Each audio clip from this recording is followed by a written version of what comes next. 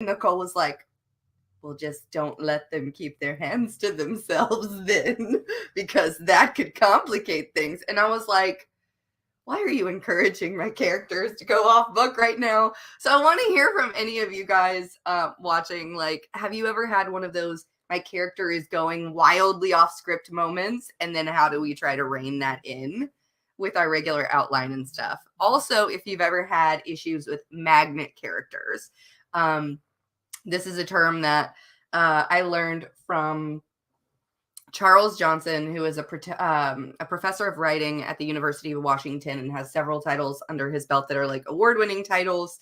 I had the pleasure of meeting him in Vermont several years ago, and I got to read to him some of my work and things like that. And at the time, I was having some difficulty with one particular character, which kept stealing the spotlight from her favorite character. Kept stealing the spotlight from my main characters and stuff like that. And I learned the term magnet character from him, which is basically a character who is supposed to be a side character or a supporting role. And they end up stealing the spotlight and having so much more like depth and things, and people just gravitate towards him in the read. Everybody's like, oh, that's my favorite character, even though they're not the main character, much like Nicole and my husband. Kind of thing. So have you dealt with characters going off script? How have you self-corrected? And have you dealt with magnet characters, and how do you deal with them? Because my answer might surprise you.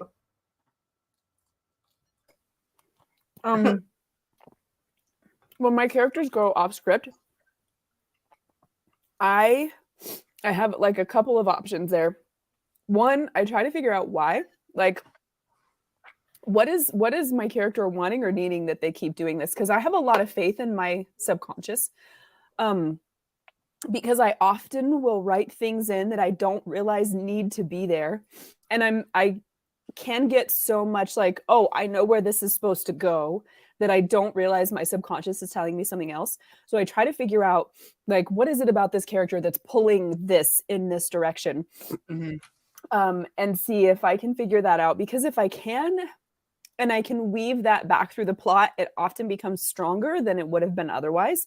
And then the other thing is, if they really are going so far that it's putting the story in jeopardy, then I try to remember who the character is and figure out if I can manipulate them with their wants and needs. So like, how can I pull them back on track by manipulating them with the thing that they want most? Like whatever their goal is for the book, can I move them in that direction? And dangle a carrot. Yeah, exactly. Get them back on the path. Yeah, that's completely. That's good advice. I haven't tried that before. Mostly I just blow things up and force them to make a difference. Yep. Bomb it. That's the you use the carrot, I use the stick. Like, yep. Those are our respective styles for dealing with unruly characters. You can kill them off too. That's a completely legitimate option. Well, this person has to die now. They will not listen to me. You must die. Kill. But make everybody love them first so you can hurt the audience's feelings. What about God, such an authorly thing to say. I feel like in any other realm, if you make a comment like that, people are like, but like writers were like, yeah, make them love them and then murder them horribly. Like, God, we must just really enjoy pain. This is why I truly believe authors are terrible. Like, we are cruel gods. That's what we are. We're like, yeah, for real, facetious, for real, self-interested gods. Just yes, it's very true. Oh, let's see here. What about magnet characters? Have you ever had to pencil whip a magnet character into shape? Sonia is a problem. Oh, yeah, she is. As you can imagine. I can see it now that you said it. Sonia is a problem. She's so. I mean, I wrote her to be charismatic and powerful, and she is, and so you gravitate towards like anything she does or says, or like her relationships with people. So I'm giving her her own book. That's how I'm handling her. I'm I'm making Allie love her. So like if Allie wasn't with Ronan, she could have potentially ended up with Sonia, because that's just the kind of person that she is. So I kind of leaned into it and said, let me make these two really care about each other. That is the thing. That's my advice for magnet characters is you have to give them their 15 minutes. Like they're compelling for a reason. You have to let them into the spotlight, and it might blow up every plan that you had for your book series or your novel or the trajectory of it, but it will make it so much better 100% of the time. I have never, like, R.A. Salvatore writes, what is it, the Forbidden World series. He's written like 30 of these books, like one a year, literally from the year that my husband was born, and he's still writing them. Okay. And the first 3 books he wrote, the trilogy that he wrote, were about like this barbarian named Wolfgar or something. My husband wanted me to try to read these. Okay. But they weren't my cup of tea. I didn't get too far. So if I make any mistakes, writing world, please forgive me. R.A. Salvatore, please forgive me. It's they won't forgive you. They're going to come for you. That's what they do. For me. Anyway, so it was the original trilogy was supposed to be about this barbarian, the hero on a hero's quest named like Wolfgar or something. I think. I'm not 100% sure of the name. And he ends up, finding this ragtag band of like adventurers to go on this quest to like save the world and stuff with them, basically, general overall, I'm not trying to spoilery anything, but R.A. Salvatore even said, as soon as this character ran across this field or whatever for the first time, he knew that the entire series was going to be about him. So even though the first 3 books are technically from this other character's point of view, this side character, who is a side character on the main character's quest in the first trilogy, ended up having like another 30, 29, 28 books written solely about him. There are prequel books, there are continuing books, there are graphic novel books, like, because he was a magnet character. Everyone responded to this side character in this series way more than they did even to the main character that they were supposed to be rooting for. So it's really about finding the place to give them their 15 minutes of fame, whether it's in the text that you've already plotted or continuing the series and then having them be the star of their own thing, but don't keep audiences waiting too long or they'll get mad. Well, those characters, like, they clearly, people love them for a reason. They show up for a reason. That's what I mean by, like, sometimes we get caught up in the way we think we want to tell the story, but our subconscious is like, bro, pay attention. Absolutely. It's definitely a subconscious thing. It's definitely one of those innate writerly instinct things that comes up with this character, that you maybe haven't even totally fleshed out in your mind. And you're like, I don't know why, but this character needs to be here. Moral support, whatever, an enemy, whatever it might be. And I can tell you that I feel like I have written a magnet character into every single story that I've ever written.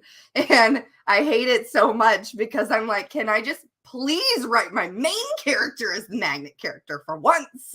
Like okay, so I have struggled with this before. One of the things when people read the Founding Trilogy, one of the things they say is like, Molfus. When book 2 came along and the Molfus, when book 2 came along and the kind of cast of characters started to get rounded out, they're like, it took me a while to fall in love with Allie, but I fell in love with the side characters really fast, and I stayed because of them long enough to actually care about what happens to the main character.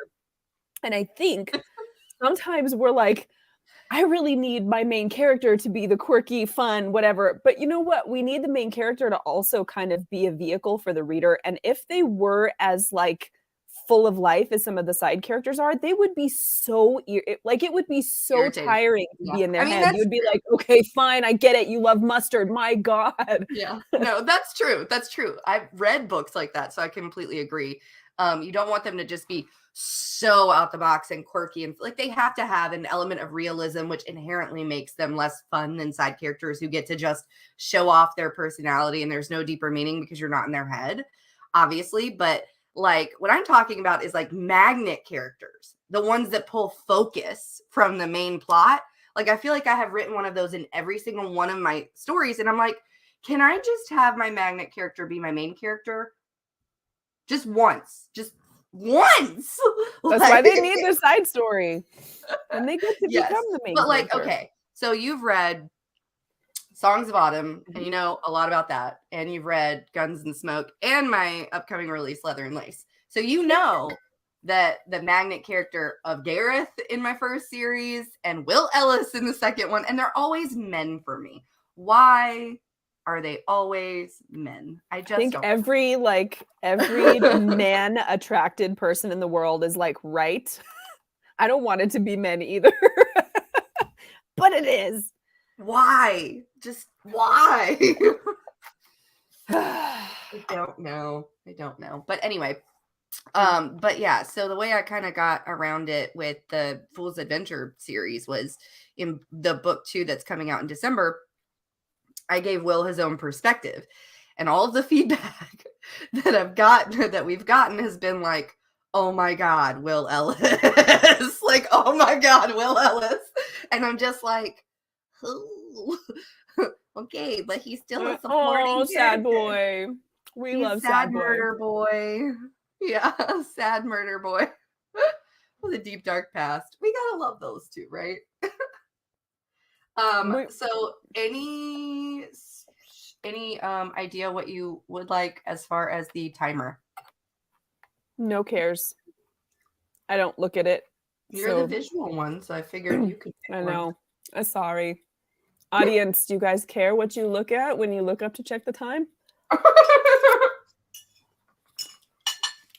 I know, we're just like eating and talking.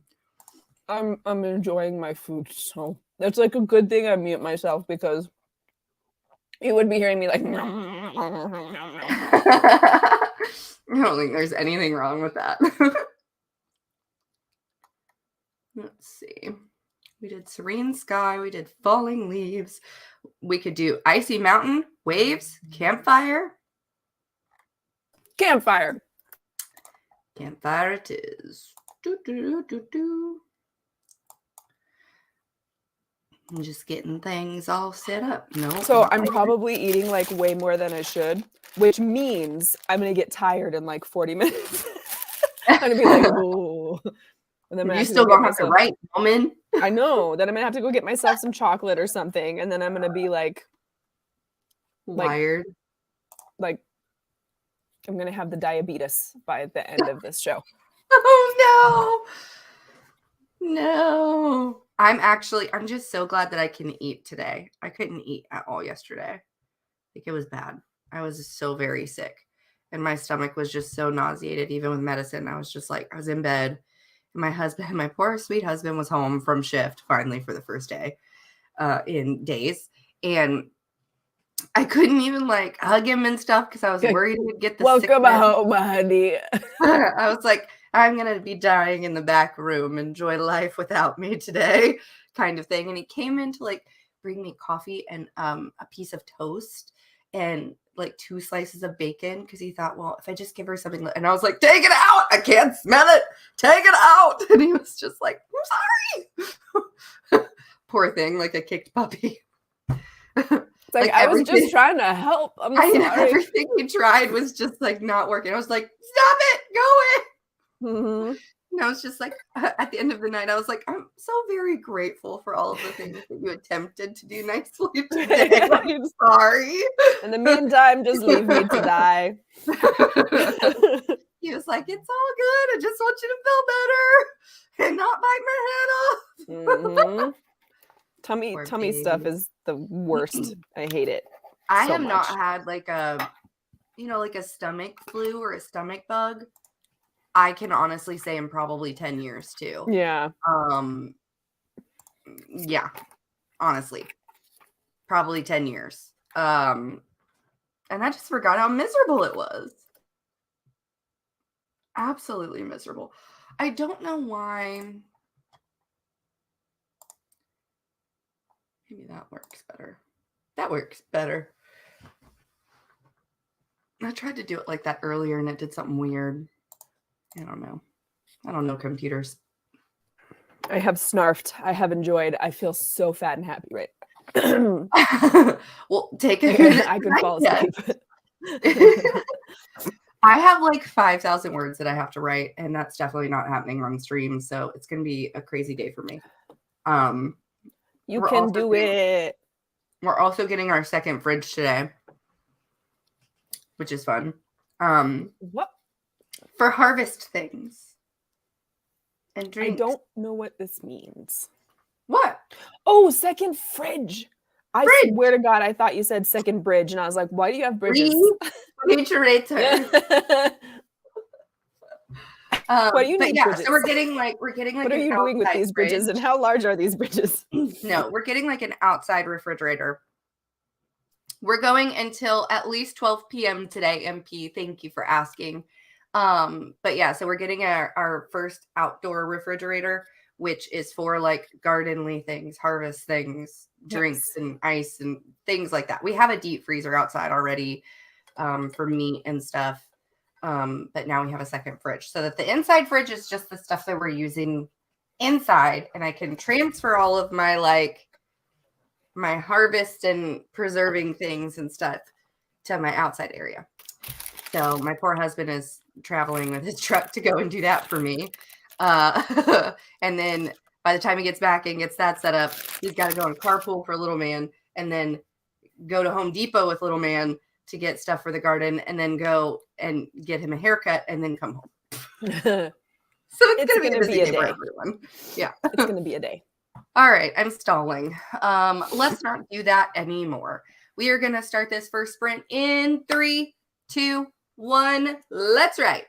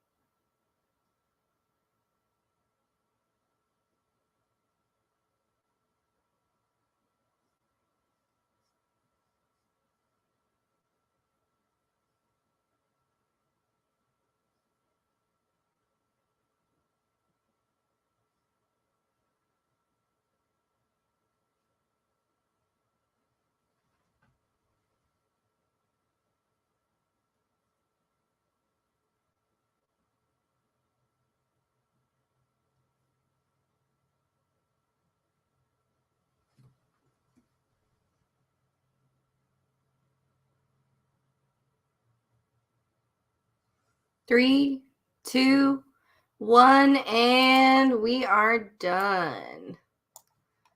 All right, everybody.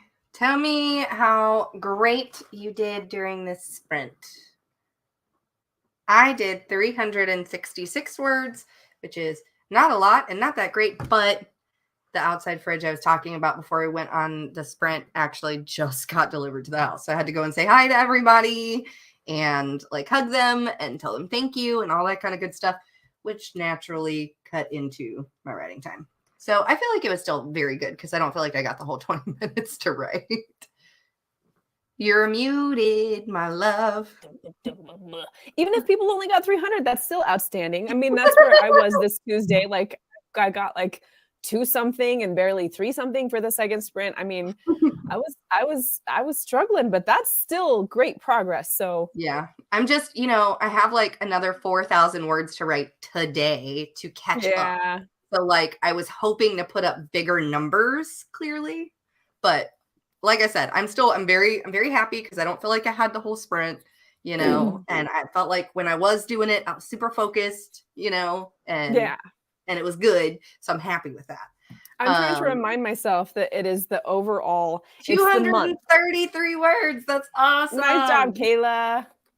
Again, please let us know if you prefer Kayla or Cole. I don't think I ever remember getting an answer to that, and I want to make sure we're calling you what you prefer to be called.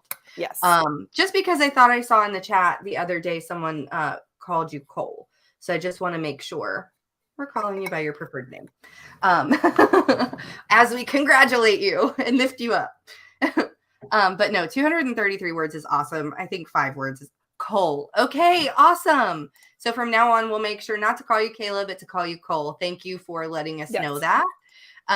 We always try to be sensitive towards anyone who has preferences on the way that they are spoken to.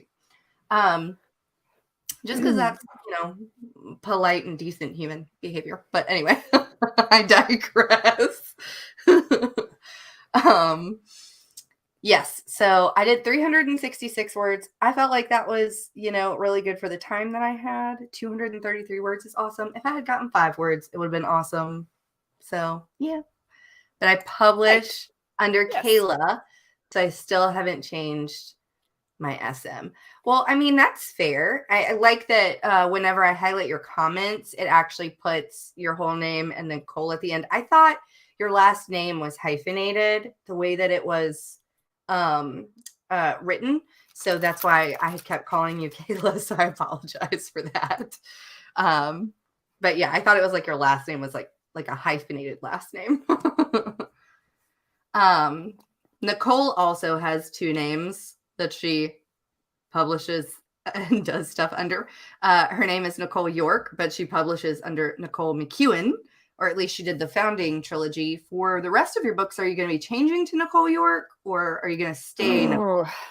So I am not entirely certain. I feel like one of the reasons that I originally published using my dad's last name was that my career was primarily as a photographer at the time, and I did not want to confuse people looking for me if they were to find both things and wonder, like, I'm looking for a photographer, why am I finding an author, or vice versa. And also I had thought, so I still have the one book that I'm supposed to write, like the one that is on the shelf that I'm book. Everyone knows about this. Everyone who's a writer knows about this. Yes. It's that book idea in your head that is your coup de grace, your holy grail. It's your opus. It's your magnum opus. Yeah. Yes.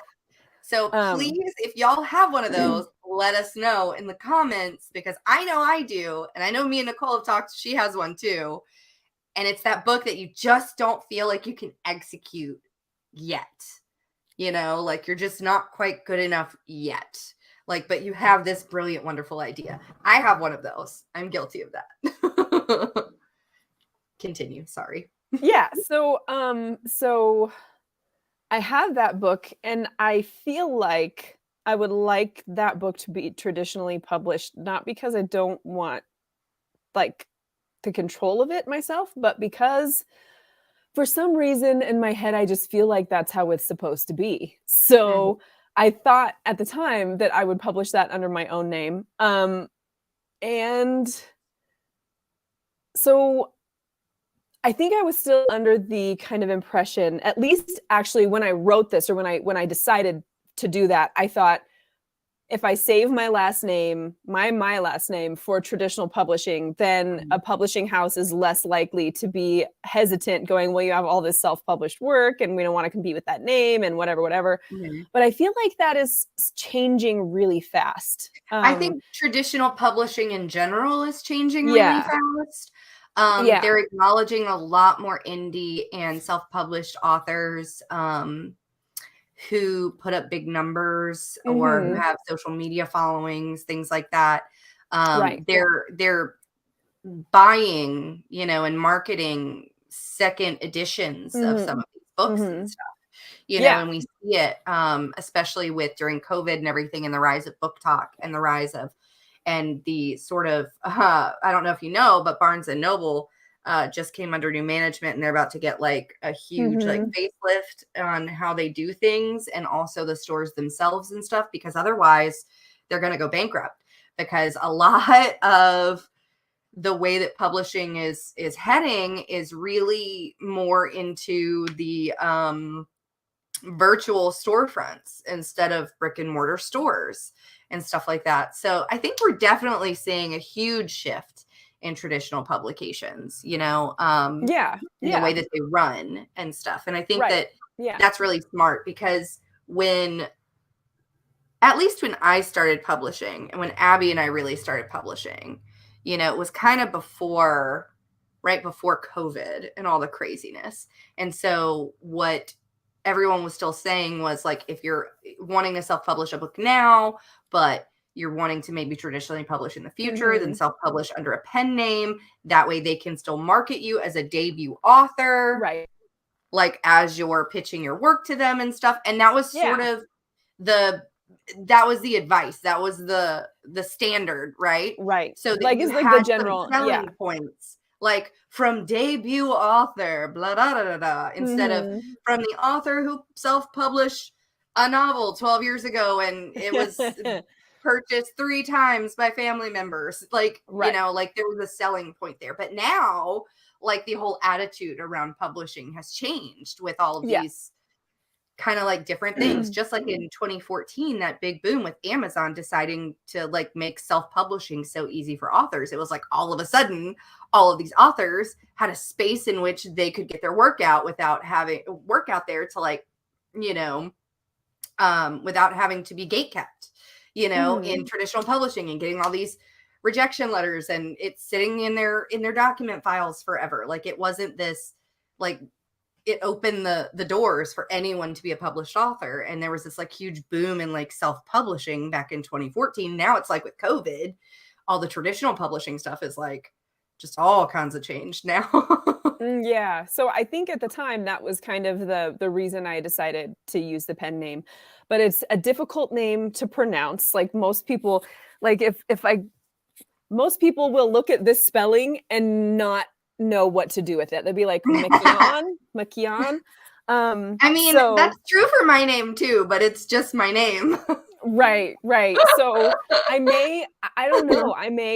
I'll probably think about it a little bit before they come out, because it's not as if I have built such an audience that a name change is going to confuse people for the next books. Like, it's not like Yeah. I have hordes of fans who are like, we don't understand. Yeah. Who are you? But yeah, so I may go with my last name for the next series. Because I feel like this is the one that's hopefully going to do what I thought in my head the trilogy was going to do before I wrote it. All of the plans that you make as Mhm. a young baby author, thinking about, my books are so good, everybody's going to read them and love them Yeah. because they're just so well written, thinking that this is a meritocracy and it's purely the quality of your work that Hey, decides whether or not you get seen. please keep on this vein, but somebody just knocked at Yeah, my front yeah, you're door. good. So hang on one Go. second.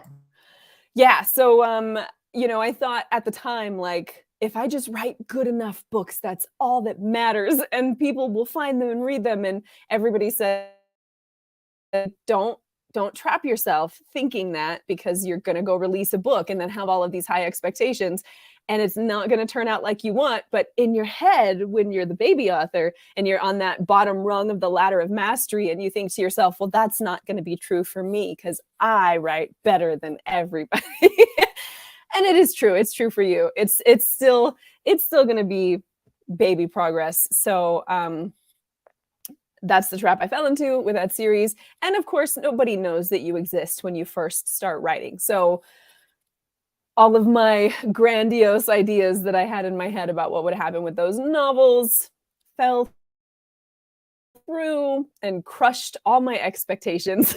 But that is part of this journey, right? As an author, that is part of the journey, is trying to learn and make those mistakes and figure out what's going to get you to the next level in the next book, in the next series, in the next whatever. So if there's anybody in the audience today, if you had that experience with your baby book where you had all these grandiose expectations and then reality came and you ran into it like a brick wall, don't be afraid to share that in the comments. Sometimes it just makes you feel better to know I was not the only one with highfalutin ideas who got skewered by the rod of reality. Which is a great pun. Like I had the opposite problem, actually.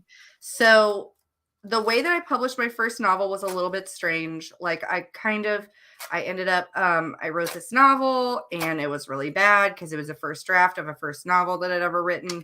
And it needed a lot of work. And what is this? Ha! I got money back. Ooh, monies. From a doctor's office for overpayment. That never happened. You better go get a lottery ticket today. Well, today is obviously your day. That $2 billion lottery ticket apparently has already been claimed. Dang it. I know. Boo. And this one is from the dental office. I don't know. There was some weirdness about like certified mail that was sent. They're going to take all the money that the doctor's office gave you back. No, like these were just regular mail. It was the mail lady. No, we need to pay.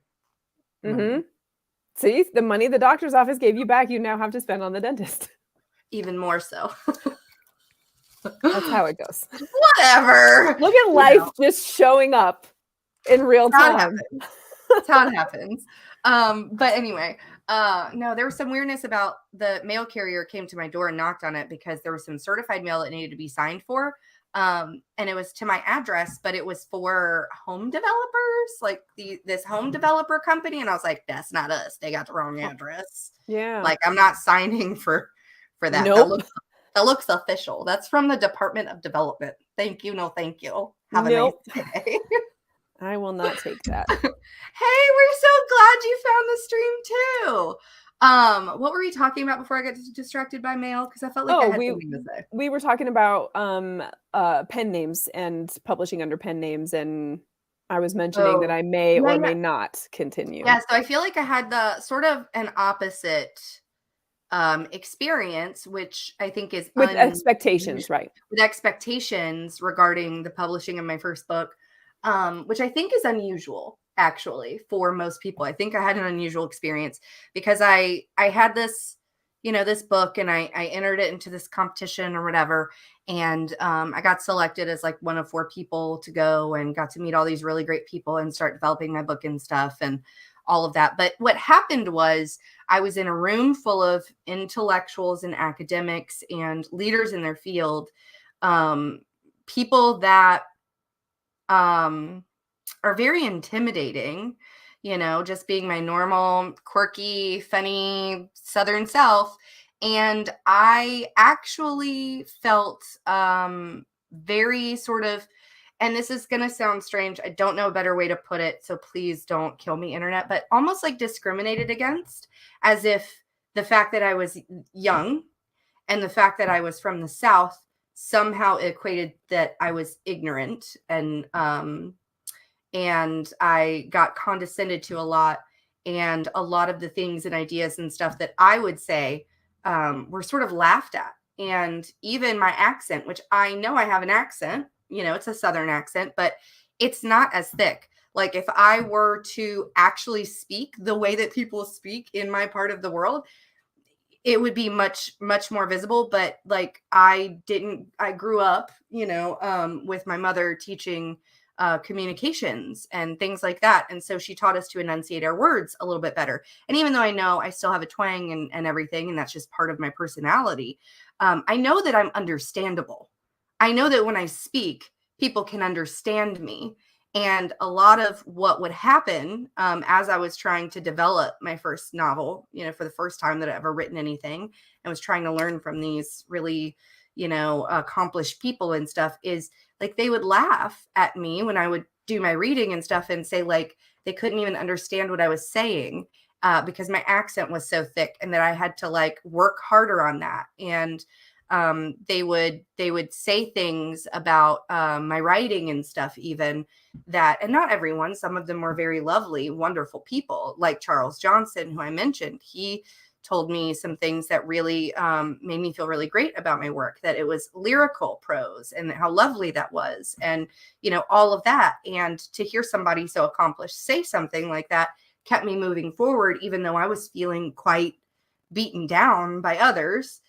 So I would like leave there and come home or call my husband in the middle of the night crying, talking about what an imposter and a hack I was, and that it was crap and I was crap, and there was no way I would be able to sell any of my books because no one could understand me, and they would all think that I was just this ignorant hick from like the backwaters of this southern state, and so I really sort of had all of the you could be successful at this beaten out of me before I'd ever even hit publish.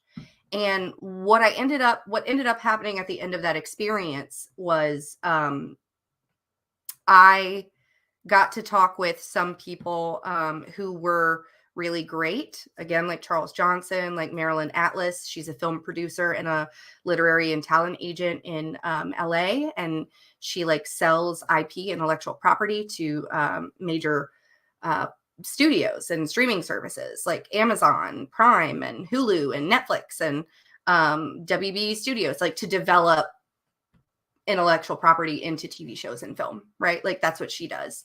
And so she was really great. Then Charles Johnson and his lovely wife were really great, and just some other people. And I sort of realized by the end of it that traditional publishing was not for me, because it meant inviting a lot of this outside influence to affect your writing, the marketability of it, which then for me, the way that I process things, the worth of it was kind of tied to that.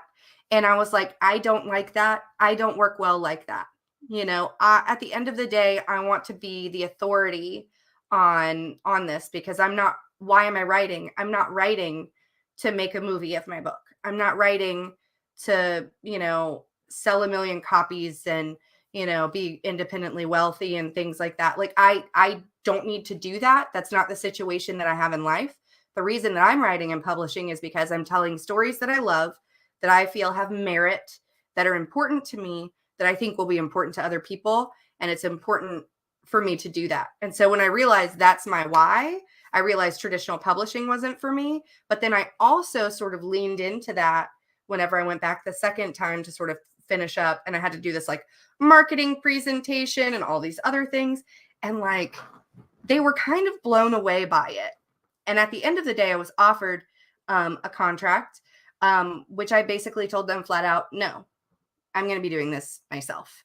And now I'm in the position where I'm actually working towards starting my own publishing house, because this is what I love to do. And because I think I can do it in a way that encourages authors instead of discourages them, from what I had the experience of. But when I hit publish on that first novel, I was like, 5 people are going to see this book and buy it, and I'm going to be related to all of them. And that wasn't the case. It wasn't. It wasn't that it was a huge success, but it got out there and it gained a readership. And people still message me and ask me about it. And then I was able to translate that into another book that I felt even better about than I felt about the first one. And now this one coming out. And I have another like books, like, and it's turned into a community of people like Nicole. I got to meet you. Like, and we became friends and all this other stuff. So I had sort of the exact opposite experience where I was like, this isn't going to do well, but you know what? I'm doing it for me. And I know it's not going to do well and it's not going to go anywhere, but at least I will have accomplished something that I've always wanted to accomplish, and I've done it my own way and I've done it well. Like, that's where I was at. And then it did well and it sort of jump started things for me. So I had the exact opposite experience, but I don't think that's typical though. Like I acknowledge that's not a typical expectation, experience, whatever. But I think it comes down to it doesn't matter how you do it as long as you keep going. Yeah. You know? And as long as you know you're doing it for reasons that are important to you and you're keeping that your central focus point, you know, like the things that you want. And look, some people, they do this as a job, as a business, and it's not, you know, because I felt differently. If somebody else is like, well, I'm writing because I want to publish books and I want to make money doing this, I don't want to waste my time. That's absolutely valid. You know, my situation is different from other people's situations. You know, your why is your why and it's personal. And no matter what it is, it's not wrong. You know, as long as you're keeping that, I think, central in your focus, then you're doing a great job, you know? Yeah. I think I have the same. So I think a lot of folks who grew up as gifted kids have this experience where things naturally come relatively easily to you, and even things that you haven't really done before, the first time you do them, you tend to have like a higher bar for where you've started at, and so you make this mistake of believing that that's somehow going to translate to the rest of your ventures, right? And so then you carry that idea with you into publishing, and you somehow think like, I did really good and I wrote a really good book and, you know, all the things. And so it's going to be different for me. And look, writing a wonderful book is a skill set, and it's hard. It's not the same skill set as marketing. It's hard to do. Okay. Marketing is a totally different skill set and is equally as hard to do. These are totally separate pieces. Like, because you can write the best novel that's ever been written in the world and have absolutely no idea how to sell it. And you can write a mediocre novel and be really great at selling it. Like, you know, so it's two different things. It is. And neither one, like, neither one of those things is bad, I don't think. No, you know, but I think you're putting your work out. Yeah, and I think a lot of it depends on what you where you get your energy. Where you get your energy, and what thing you tend toward. Because for me, sitting down to write something or make something is how I get my energy, but marketing just pulls it out of me. And so it's really difficult for me to focus and force myself to do the kind of marketing. Like, if you were to ask me for a plan for your book, I could give you one. I could come up with all kinds of ideas. I could do all of the things. For my own books, I'm a complete and utter disaster. Like, I know what to do, I can't do it. And the disconnect between feeling like you understand what you should be doing, but not being able to actually get yourself to do it is so incredibly disheartening. My entire goal is to save up enough money to have, you know, to pay like a marketing person, a PR person, just to do things for me, because yeah, I hear you. I am poo. I know. Hot, I feel stinky, like I haven't pile of poo. I haven't done nearly enough to promote my book that's coming out next month. But honestly, I haven't had the time. I haven't had the time. You know, which is another part of the problem, which is why I feel like the way the publishing has moved, and artists have been experiencing this for probably the past 20 years, but it's really hitting publishing in the last probably 10 to 15, is that not only because self-publishing is so much more accessible, now we think that we need to do everything ourselves. Like, I need to do the stuff. And there are even people who teach you how to market your own book that are like, nobody can market your book as good as you because nobody cares about your book the way you care about your book. And that's bullshit. I'm sorry. It's bullshit. For the people who also They're professionals naturally who do this for a living, who know right, how to sell for people books. who naturally tend toward having a Now, how good business accessible mind is and a that for good every marketing mind, they yeah, might be able to but how translate that. accessible are But those for services me, for self-published authors? Probably not very accessible because they're usually pretty expensive or not usually in the budget whenever you're talking about self-publishing your book and you're the one, taking on all of the risk and all of the cost, and all of that. yeah. So there's that. There is that part of it. But I do agree, like obviously marketing professionals know what they're doing. They get paid to do it for a reason. Like, And that's true. some authors will learn, and the authors who also have a great business brain are going to be like they're going to smash that. Mhm. They're going to do great at that. And the same thing is true for artists. If the bar for like sellable art is here, and you're here, but your marketing is here, you're going to make money up here. If the bar for sellable art is here and your skill set is here, but your marketing is here, you're going to make money down here. Like that's just the way that works. And the same thing is true for authors. Not all of us have Mhm. equal giftedness in the marketing side, the storytelling side. And so we see our peers do this and they seem to do it really well and they're making money and they're selling books and people are reviewing and it's just all the things you dreamed of. And then you try to do it and you go, why doesn't Wah, this work for wah, me? wah. Yeah. Yeah, Yep. agreed. That was a good conversation. I don't know if anyone else got anything out of it, but I did, and that was great.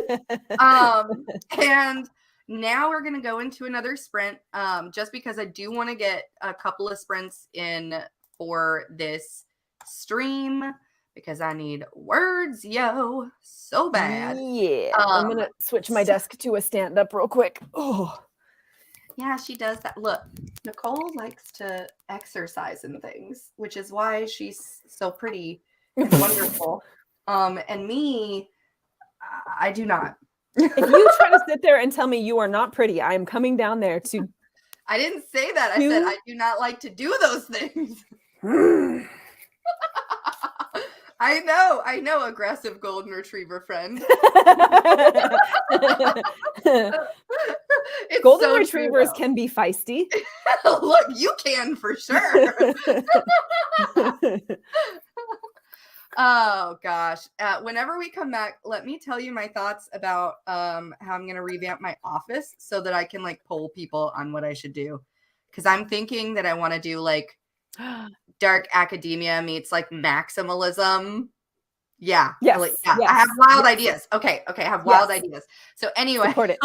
let's go into this next sprint. Let's get some words done, everybody, and let's start writing in 3, 2, 1. Let's go. Go.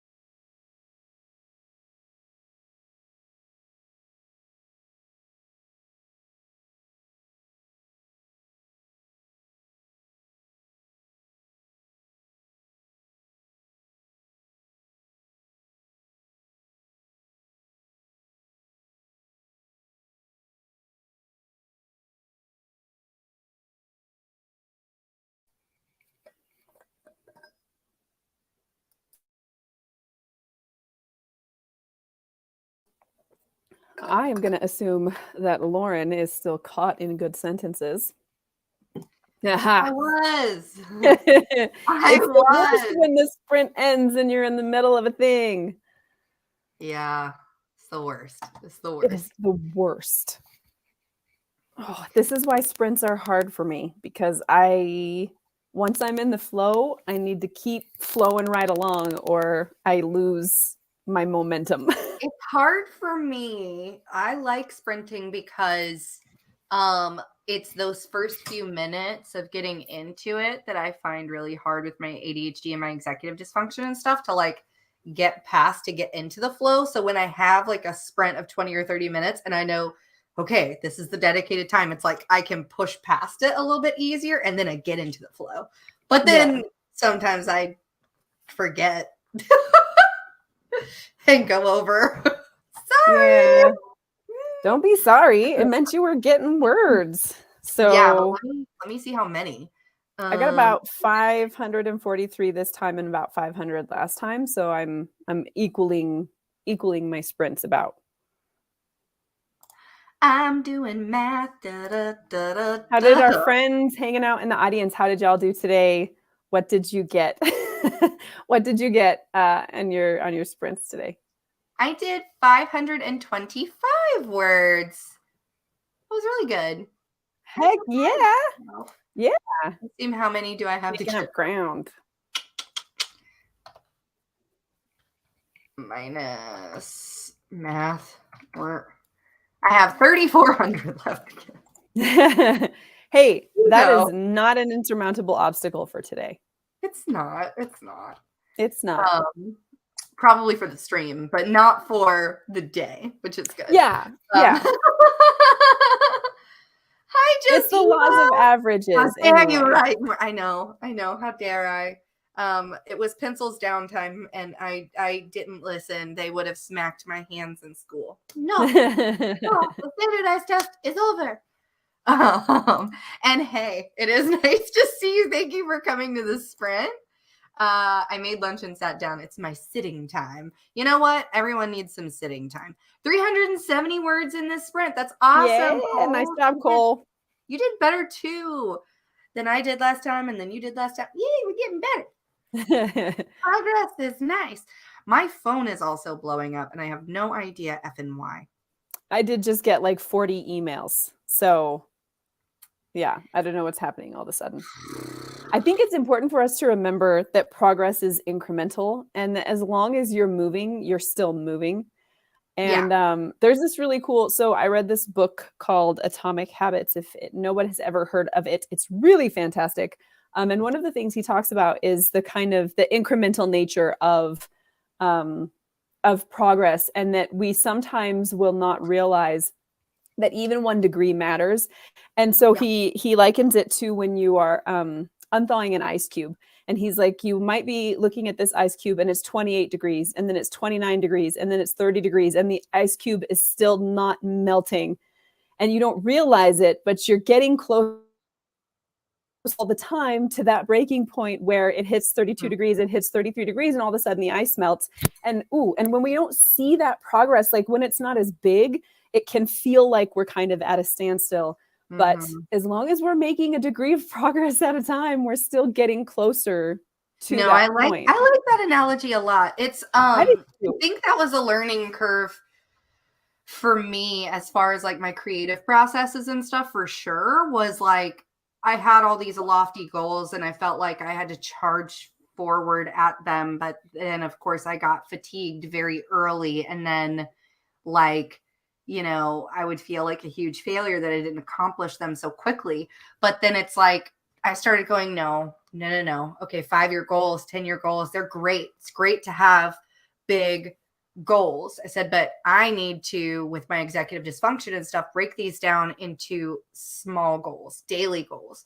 So I have this like daily, like to-do list sort of notebook thing that I got Amazon, you know, whatever. And I started using that. And it was literally like, here are my top 3 goals of what I want to accomplish for the day. Here are all of the tasks. I'm writing them first thing in the day. Here's what I'm grateful for. Here's like remember to stop and drink water, remember to stop and eat, remember your appointments, like things like that. Like, and I was able to look at it and check off all of the things for the day. And if I didn't get them all done, that was fine. I got the big main 3 done. It was a wonderful day. You know, I was making progress. I was doing things, you know. And I needed to like really get into sort of like the micro goals instead of those big macro goals to actually feel like I was making progress. But then it's like, you know, whenever I finished the notebook, which it was like a year and a half or something of those little to-do things. And I was like looking back and I was like, oh my God, look at all of these things that I've done, like and all of this progress that I've made. It's eating like, the elephant one bite at a time. Yes, exactly.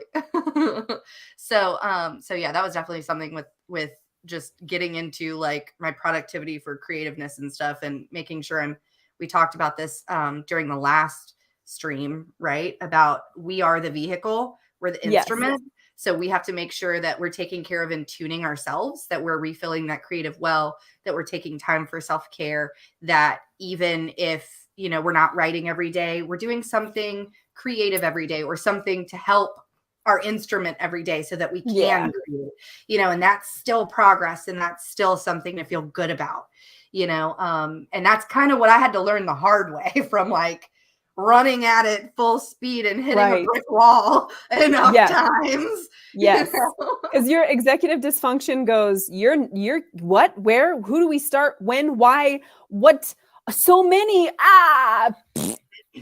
So then what happens is my ADHD paralysis kicks in and it goes, you're never going to be able to accomplish all of that. You're already a failure. So don't even start. Don't even try. We will not allow you to even begin, you know, and that's where I would get hung up, you know, is I have all of these things that I want to accomplish. I have all of these goals.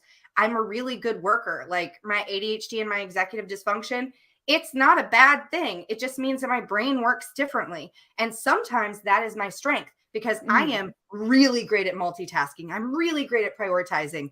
When I hyperfixate, I mean, I can put out great work in a short amount of time. Like, you know, there are some things about ADHD, being neurodivergent, you know, having executive dysfunction that are actually benefits in the workplace. But you have to know how to like overcome the obstacles and to really utilize. And you often have to set yourself up for success. You can't look at a neurotypical world and expect yourself to function according to their rules. You have to make the rules for your neurospicy life. Because yes. I think Eva had a really great thought as well. Like if you look at all the things you have to write, that to be written list is daunting, but writing one scene, like you could do that. You know? Hey, it's been in my head. Let me get it on paper. Let me get it in a file real quick. Just real quick. Yeah. And then next thing you know, you're strong enough with them together that you're like, oh, wait, that book's written. Let me move on to the next one. This is a whole book now. I know. I love that. And then the deadline mode. Yeah, because for me as a spicy person, the deadline mode, I will get shit done. I will get shit done fast, but I will be stressed out the whole fucking time I am doing it.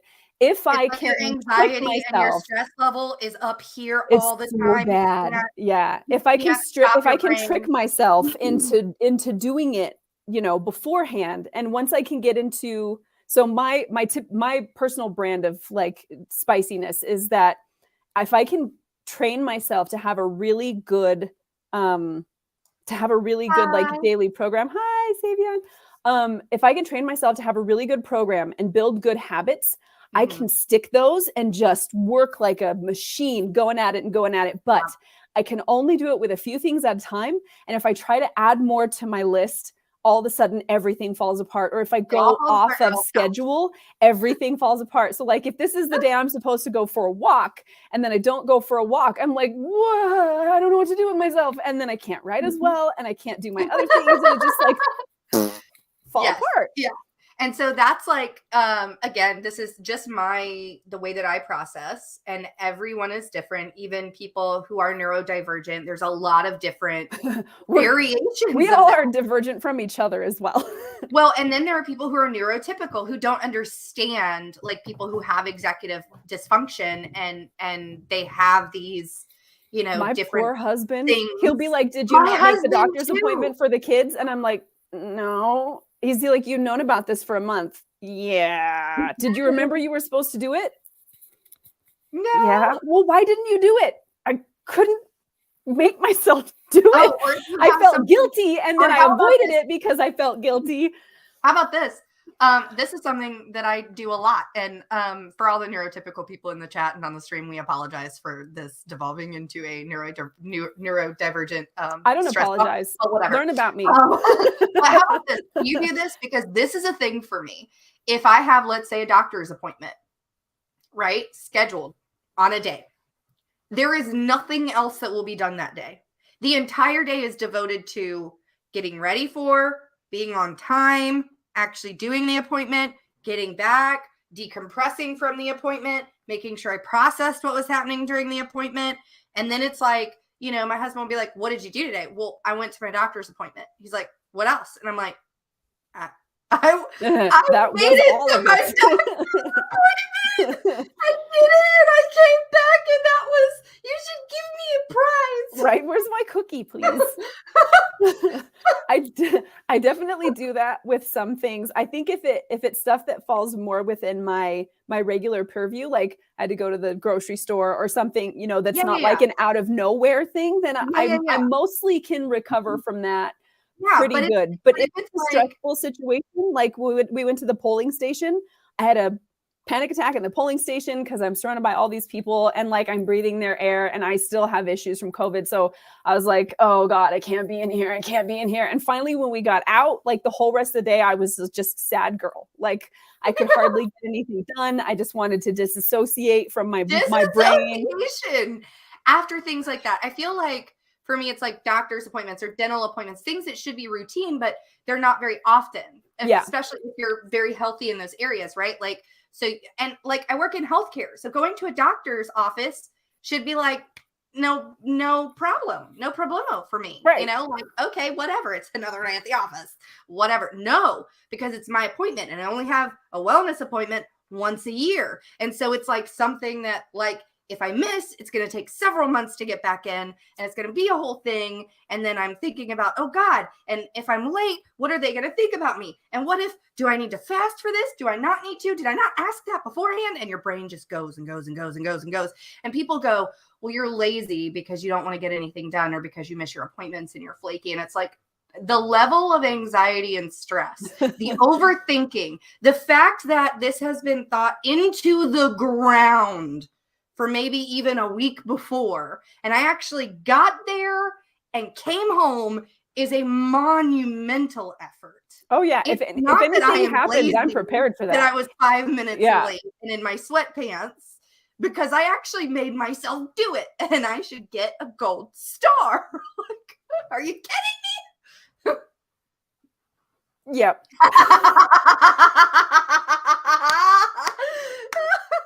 Yep. Thank you for making friends with the like button. We're just like triggering the neurodivergence in our chat right now by telling our own stories. And the doctor's office appointments just like it's just an example. It shouldn't be so hard. It doesn't seem like it should be so hard. And my poor husband does not, if something needs to be done, he does it now. And he's like, okay, I will do that. And I'm like, okay, but I have all these things I've been planning to do. My brain is geared for them. I have to get those done first because I'm ready for those. That thing is going to interrupt. So I will do that afterwards. And then afterwards comes and I didn't do it because I'm in recovery mode from all the stuff I did do. And he's like, hey, did you call the thing? And I'm like, no. Did you remember you were supposed to call the thing? Yeah. Why didn't you call the thing? because I felt guilty that I didn't call it already, and I don't want you to know that I didn't call it. I wanted you to think that I was a responsible adult, and now that you know, I'm super uncomfortable, and I probably won't call it at all because I don't want to confront the guilt that I should have done it like 2 weeks ago. That's why. Like, but really, what's crazy is I have actually had really in-depth conversations with my mom, who was in education for 35 years before she retired, and I don't know if you've had this experience. Are you like diagnosed ADD, ADHD? No, I am not diagnosed, although I think probably the next time I meet with my mental health professional, I'm going to have that conversation. The reason I ask but is, I am diagnosed with anxiety. Yeah. The reason I ask is because women in particular are often misdiagnosed or not diagnosed because they don't present symptoms the same way as men. Right. And that's something that we've found in the last, few years. Yep. But, I'm a few decades old now. And so whenever I was actually diagnosed, I was diagnosed at the age of 4, which is very rare to be diagnosed that early. Especially because they didn't have as much research on ADD and ADHD and executive dysfunction at the time. Right. And the research had been done on little white boys. Because I was a female, it was also very rare for me to be diagnosed at all, but especially that early, which meant that mine was really, really, really bad and obvious. And what proceeded was literally from the age of 4 until I was 18, going on and off of all of these different medications, trying to basically have like this magic pill to cure my ADHD, so that I could fit into like the school system and things like that were set up for neurotypical students. I was the gifted kid who had all of the potential, but none of the drive because I was seen as lazy. And I was told so often that I was lazy. And, that's why I wasn't as successful at certain things and whatever. When in reality, like that wasn't the case. It's just that the way that the classrooms were set up and the way that they teach to kids in the public school system, especially at that time, was geared towards neurotypical students of an average intellect, because that's the majority. And that's how you have to have a system in place, right? Like it's really hard for you to do an entirely new lesson plan that's geared towards like the 1% of students that might have this one thing, and so lots of medications on and off just wouldn't work or whatever, and all this other stuff, right? That is kind of like how it all went about. And then I turned 18 and I became an adult and I said, I am not doing this anymore. Yes, same. Literally. Or they talk a lot in class. Yes, I do. Talks a lot. Very disorganized. My desk was always a mess. I doodled all over my papers. Never pays attention in class, is disruptive, all that kind of stuff, right? But I would come home with the grades because I had to do very little to actually understand the content, right? Yes. And it looked different than other students. Right. And what ended up hurting me though is I was so good at that I didn't develop really good study skills and organizational skills. Because you can't. Because you can't in that environment. And it hurt me down the road. And I had to learn that as an adult when I decided I'm done with medication. There is no magic pill that's going to fix me. I'm going to learn my body. I'm going to learn my brain. I'm going to learn how I work, and I'm going to figure it out. And what happened was I figured out certain things about how I work and how I can be productive. And like, it helped me so much in my career and in my personal life and stuff like that. But me and my mom were talking about it. And I was like, it's like, I always had this complex and I would always react to this certain way, and I, for a long time, like after the age of 18, when I was learning these things and it was this transitional period for me, like I had a lot of anxiety and a lot of problems letting go or letting other people do anything for me. Yeah. And I think part of that came from the fact that in my head, there is this narrative, and it is the voice of all of these teachers and all of these people, who as a child would tell me I was lazy, that I didn't have a work ethic. So you tied your self-value to your ability to get things done. To my ability to produce and to do everything myself. And what did that do? it caused a lot of stress. It caused me not to be able to handle certain emotions. It caused me not to know how to delegate. That, you know, it totally tanked my self-worth. And Anytime heaven there was forbid a you minor, don't do a great job at something, if there because was now a you're a piece of minor shit. upset, yes, exactly. My Yeah. imposter syndrome flared up. And it was like, you know what? That voice in my head, that's not even me talking. That's all these people who didn't know how my brain works, you know? And so that's kind of like why I do my little to-do lists, and I have my spiel now. Like I know what to do to overcome some things. And do I still have moments where, you know, it's hard to do things or I don't get things done right away? And of course I do.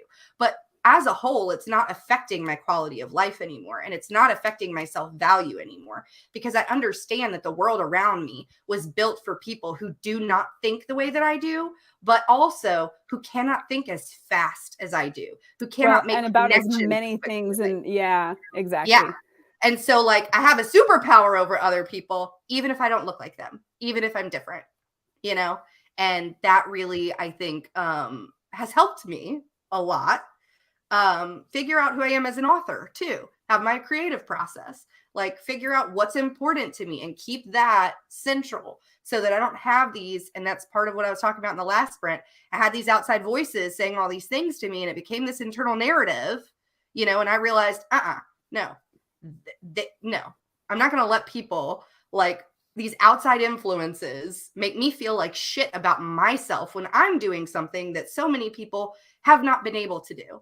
You know, not that no one can do it, but like, I don't know very many people in my area who have even finished writing a book, much less published one.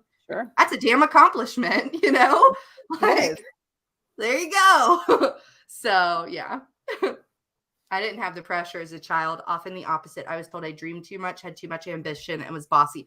Bossy is a big thing for neurodivergent women. Because we have a lot of leadership qualities. And go ahead, go off. I was just remembering, you know, so I was an actress. I was a little actress, and I was the one who was trotted out to perform for everybody, like at family functions or whatever else. Like if they needed entertainment, it was go find Nikki and tell her to do the thing. And I'm also an oldest daughter. So I parent everybody around me in my life all the time. And I still think, even though I know it's not true, I don't get rid of it, that if I was in control, everything would be fine. Like if I could just get everybody to listen to me and do what I tell them to do, we would all be happier. And it is a yeah. Yep. It's not, it's yeah. Bossy, chatty, all of that. Like there's a lot of things that are said about women in general, which, you know, demean their experience and their good qualities, just as a whole, but especially like neurodivergent women. We do tend to have a lot of leadership qualities because we tend to be able to empathize, be really empathetic towards other people. We can understand their motivations. We understand the problem. We problem solve very quickly. Like we're able to multitask. We're able to prioritize. We're able to put out fires. So we're really good managers. We're really good in customer service. We're really good at making people understand us and communicating really quickly. Like they're and really we're a lot good at doing it for other people and not great at doing it for ourselves. Yeah. So we're really great at managing things like that. Like we're really great at that. But for some reason, bossy, chatty doesn't equate in the world to leadership potential, great communicator, like, you know, empathetic, you know, all of that. And so that's a lot of the comments in a lot of articles and studies that I've read about now that they're diagnosing women more because they don't have the male typical presentation of ADD, ADHD, and neurodivergence, right? They have a more female presentation, which is, you know, those leadership qualities, the great communication skills, you know, the ability to, hear things and process them very, very quickly. And, that leads into all this free time where they're wanting to chat and socialize and do these other things, right? Yeah. That's sexism, then ableism at play. Yes, it is. It is. And unfortunately, it's like documented in several studies and no one wants to do anything about it. Not the piles. Look, the piles. Yes.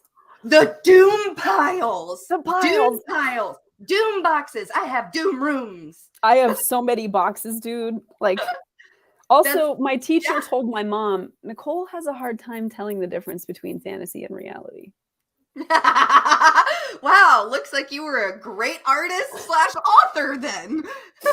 I love that my parents they either didn't ever notice this they didn't know how I was having anxiety attacks as a child either. Like I didn't know that I was having anxiety attacks as a child until I was older, and somebody was like, oh, that's what a panic attack looks like. And I was like, yeah, okay.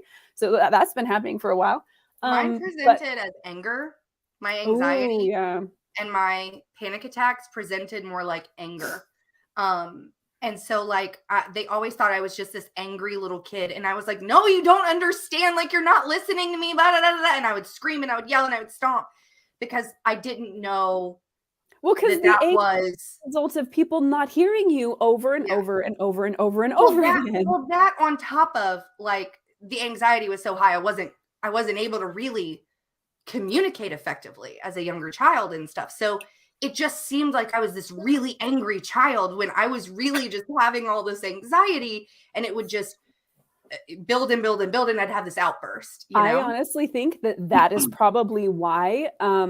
That is probably why I never thought until I was late into my 30s that I might have ADHD, because I'm a really good communicator. And I have been since I was tiny. And because I'm always paying attention to the emotions of everybody around me, I get along with almost everyone because I watch their emotions change on their faces. And I'm like, ooh, they're starting to get upset. We better move the conversation over to them so that they feel like they're being included. And I'm constantly in the phase of moderating my environment so that it doesn't stress me out. And because of those qualities, I don't think anybody ever noticed like everything else that was happening. Yeah, for me, I think it was really hard for me to mask. Like I said, it was really bad, and it's still really bad. I'm actually doing things right now. I'm like rocking and I'm rubbing my hands against this blanket that has texture right now. Like I just like I can't really mask it. Like it's one of those things that it was so bad, and they took me to so many doctors, and this was right when they had started like developing the old Ritalin that gave kids Tourette's, like the old formula Ritalin. And my mom in kindergarten would that's what I was on. I was on high dose of the old formula Ritalin to begin with when I was 4 years old going into kindergarten. And she would put them in Little Debbie cakes before I went to school. Like you would hide a heartworm pill and like a hot dog for like a dog. She would hide my ADHD medication in Little Debbie cakes. And I thought I was getting treats for being so good at school.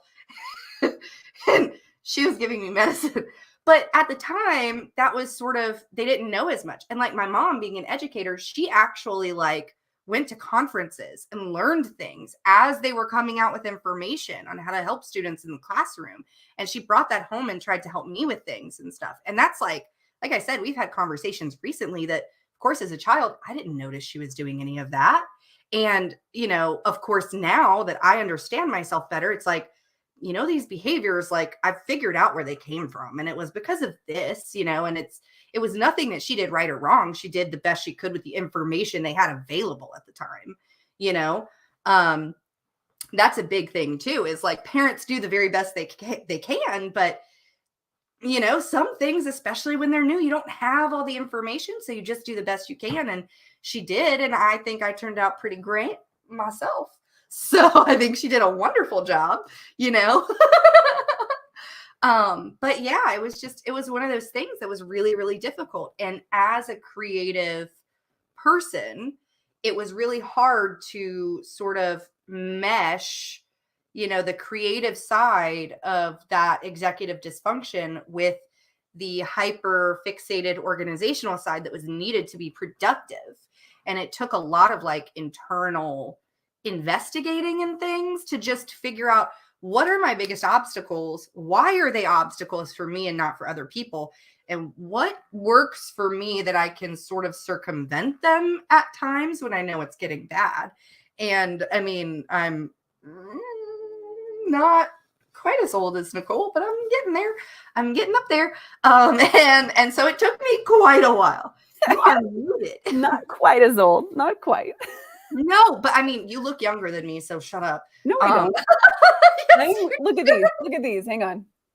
Oh, yes. I have those too. Look at that. I'm going to be 40 in like 2 months. This one right here. Y'all see this one right here? The really deep one? But see, people who have that right there, eyebrows. I've had that since I was 2 years old. Oh, really? It's deepened over time, but I have a permanent indentation in my skull right here. Huh.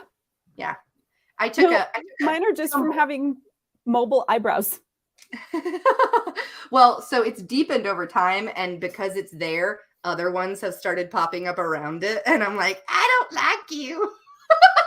Yep. My birthday was Tuesday. I'm 42. You're both young. Enjoy Happy it. birthday. Also, you're 2 years older than me. Come on. I know. Being able to look back over the months since I started this medicine, what I finished versus the year before blows my mind. Yes. And I'm not going to say so many people. Look, I'm not going to say don't take medicine. That was something that was a decision I had to make for myself with my physicians. Some people need medications. And that's always a decision you should have with your doctors. And I had, again, 18 years, 14 years really, since I started when I was 4, but I had 14 years of working through what works, what doesn't work for me. Mm. And then I had several discussions with my parents, with my physicians before we decided to do this. And I also have medication should I feel the need to get back on it. And so I'm always having those conversations with my doctors. I don't want anyone to take my story and be like, don't take medicine. That's what she said. Not my recommendation. My recommendation is talk to your doctor. Listen to your doctor. Yeah. Yeah. That's the thing I even struggle with because I am medicated for anxiety and I don't take my medication. Nicole. I don't because taking it gives me anxiety. Like, so part of my anxiety, part of my anxiety. You laugh while drinking coffee. It's terrible. I'm sorry. Part of my anxiety is PTSD related from many deaths in my family. And my dad was a chronic pain sufferer. And then he also had terminal cancer in the last couple of years of his life. And of course he was on lots of medications. And so for me, having to witness that, deal with his addictions, all of that kind of stuff, it has made dealing with medicine, maybe I should. I'm not kidding you. He has to remind me that if I need to take antibiotics, that I should take them. My husband has to do the same thing for me. Yeah, I'm like, but what if it does a thing to me or messes up my microbiome? Or I'm in healthcare, and I'm like, oh my goodness, patient X, why aren't you being compliant with your medication? Don't you know that's why you're here today? That's why you feel like this, and this is doing this, and this is doing this. This is how you should take your medicine. Yeah. Here's your list of medicines. This is what you should do. And then I go home and I have a cold, and my husband has to force feed me Sudafed against protestation. Mm-hmm. Like, what is that? What is that? Yeah. Yep. So I'm the same. I have a hard time even just taking Tylenol for headaches. I've had muscle spasms in my upper back and neck that lasted a month. And I did everything from shock therapy to massage therapy to, it could be, but I'm curious to see if any studies have been done regarding that, because I feel like a lot of the neurodivergent people that I talk to say the same thing, that it takes they're like, yeah, absolutely. I know that medicine works and that you should take medicine when you're sick and stuff. And absolutely, logically, that makes sense. Well, do you do that when you're sick? No. On pain of death? No. Literally, my husband knows I'm on death's door when he's like, do you want medicine? And I'm like, yes. He's like, what? Right. He's like, should we go to the hospital? Mm-hmm. What? Yeah. No. So I'm curious to see if these studies have been done regarding that. root canal pain meds and I'm a new person. Yeah. I OD'd on anxiety meds when I was 13, 14. I've been Oh, too scared to take meds for my mental health since. That makes so much sense. I'm so yeah. sorry that you had that experience. That's scary and terrifying. A lot of that Um, is PTSD related stuff, and it's yeah. difficult because nobody teaches you how to handle that. Doctors don't do that kind of aftercare because they Coping can't. mechanisms, right? Right. That's what we're lacking is because it's a skill to learn how to cope with things, to learn how to identify them, to process them, to cope with them, to overcome them.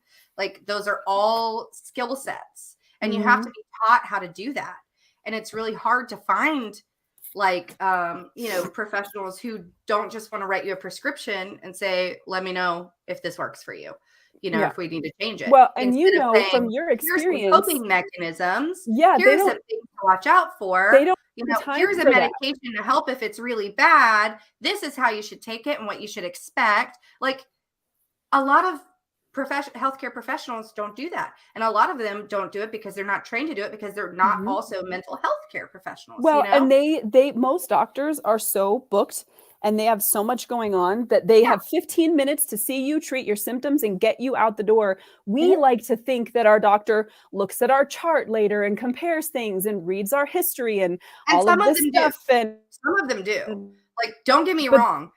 it's The not common majority, enough to like that you can't rely on that. yeah. Yep. Very, very true. Let's see. I had doctors ask me if I was on LSD before I was a preteen due to my symptoms of my migraines. That's what caused my issues around taking medications. Dare plus those doctors.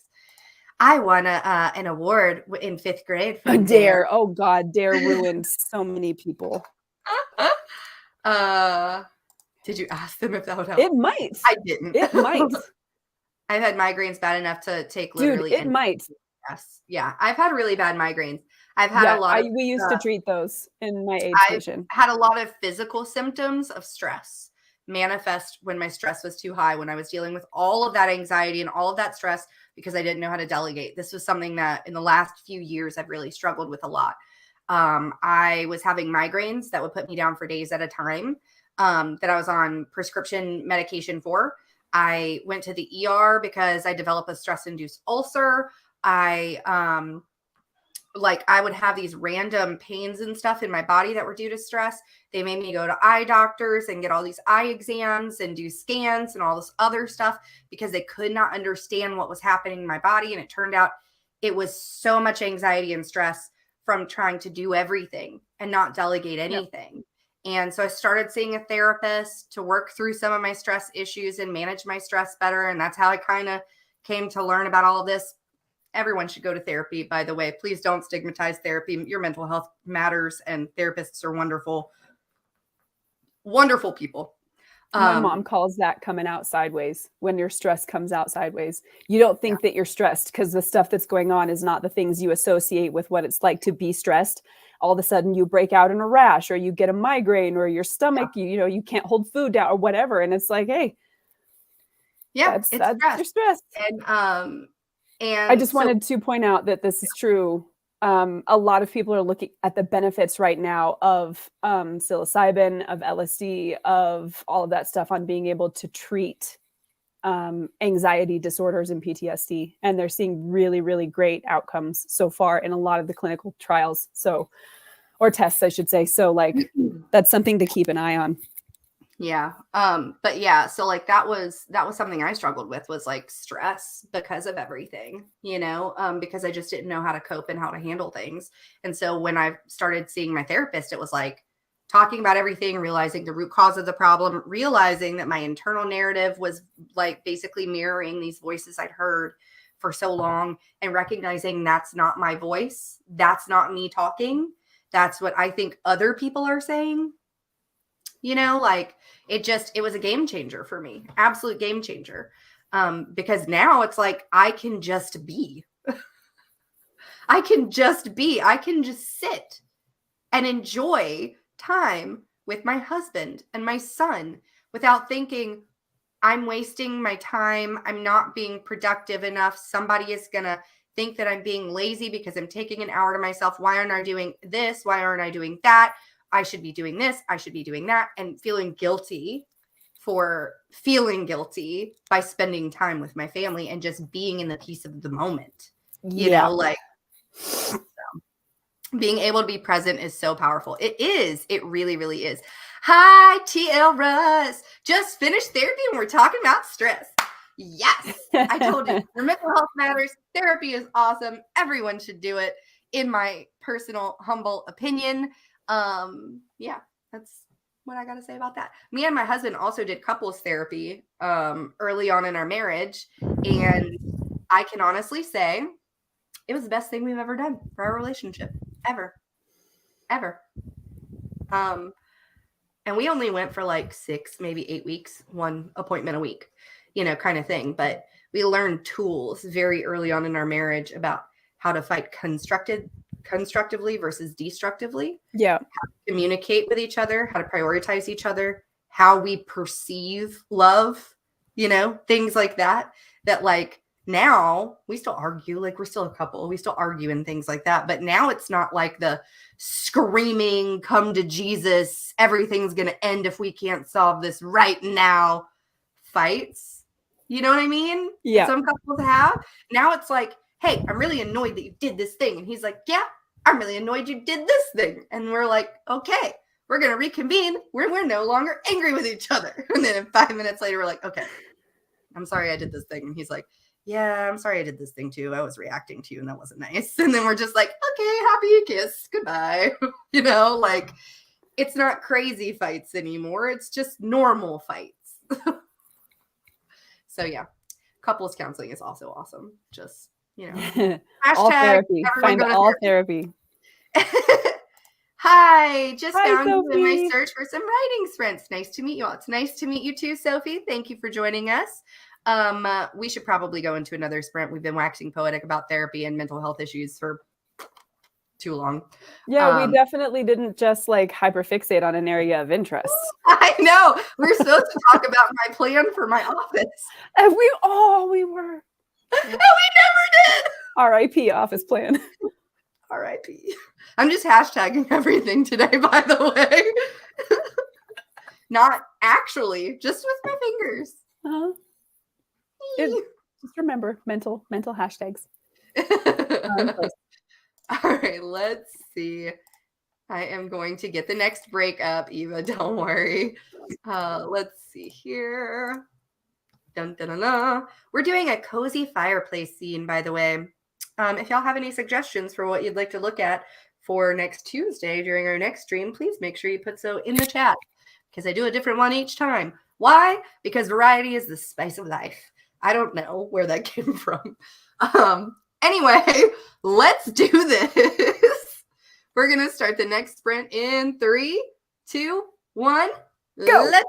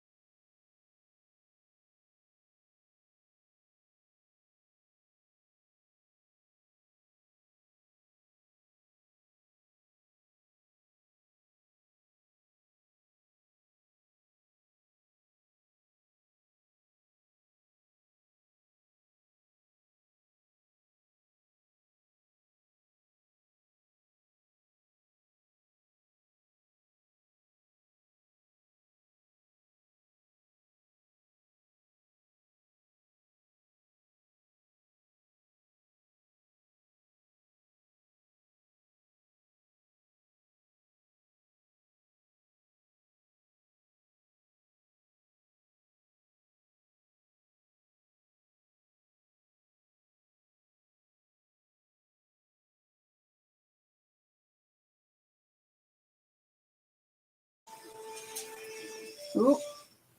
It is time.